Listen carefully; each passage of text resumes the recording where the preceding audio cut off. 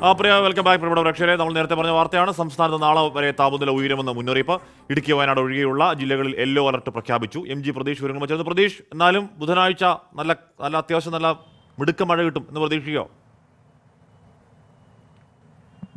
ഹാഷ്മി, ബുധനാഴ്ചയോടുകൂടി വേനൽമഴ സജീവമാകുമെന്നതാണ് കാലാവസ്ഥാ വകുപ്പ് അറിയിക്കുന്ന കാര്യം.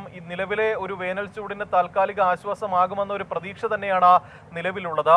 ചൊവ്വാഴ്ച വരെയാണ് നിലവിൽ കാലാവസ്ഥാ വകുപ്പ് ഉയർന്ന താപനില മുന്നറിയിപ്പ് നൽകിയിട്ടുള്ളത്. ഇടുക്കി, വയനാട് ഒഴികെയുള്ള 12 ജില്ലകളിലാണ് നിലവിൽ ഉയർന്ന താപനിലയ്ക്കുള്ള യെല്ലോ അലർട്ട് കാലാവസ്ഥാ വകുപ്പ് പ്രഖ്യാപിച്ചിരിക്കുന്നത്. പാലക്കാട് ജില്ലയിൽ തന്നെയാണ് ഇത്തവണയും ഏറ്റവും കൂടുതൽ താപനില രേഖപ്പെടുത്താനുള്ള സാധ്യത. 39 ഡിഗ്രി സെൽഷ്യസ് വരെ പാലക്കാട് ജില്ലയിൽ ഉയർന്ന താപനില ഉണ്ടാകുമെന്നതാണ് മുന്നറിയിപ്പിൽ പറയുന്നത്. കോഴിക്കോട്, ആലപ്പുഴ, തൃശൂർ, കൊല്ലം ജില്ലകളിലും ഉയർന്ന താപനിലയ്ക്ക് സാധ്യതയുണ്ട്. ഇവിടെയും 38 മുതൽ 39 ഡിഗ്രി വരെ താപനില ഉയർന്നേക്കുമെന്നതാണ് കാലാവസ്ഥാ വകുപ്പിന്റെ ഏറ്റവും പുതിയ മുന്നറിയിപ്പിൽ പറയുന്നത്. ബുധനാഴ്ചയോടുകൂടി വേനൽമഴ കൂടുതൽ ശക്തമാകുമെന്നും കാലാവസ്ഥാ വകുപ്പ് അറിയിച്ചിട്ടുണ്ട്. ബുധനാഴ്ച എറണാകുളം ജില്ലയിൽ ശക്തമായ മഴയ്ക്ക് സാധ്യതയുണ്ട്. യെല്ലോ അലർട്ടാണ് ബുധനാഴ്ച എറണാകുളം ജില്ലയിൽ പ്രഖ്യാപിച്ചിട്ടുള്ളത്.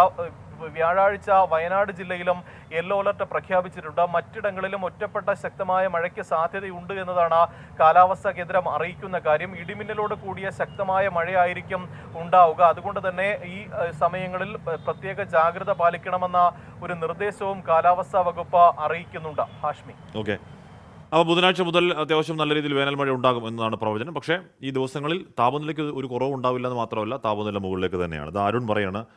ഹാഷ്മി ബ്രോ, പ്രകൃതി കനിഞ്ഞ് നല്ല രീതിയിൽ മഴ പെയ്യുമ്പോൾ നമ്മൾ പറയും, ഹോ എന്തൊരു നശിച്ച മഴ, ഒന്ന് തോർന്നാൽ മതിയായിരുന്നു. ഇപ്പോൾ വെയിലും ചൂടും കടുത്തപ്പോൾ മഴയൊന്ന് പെയ്താൽ മതിയെന്നായി. മനുഷ്യൻ്റെ പ്രകൃതമാണേ, അതുകൊണ്ടാണ്.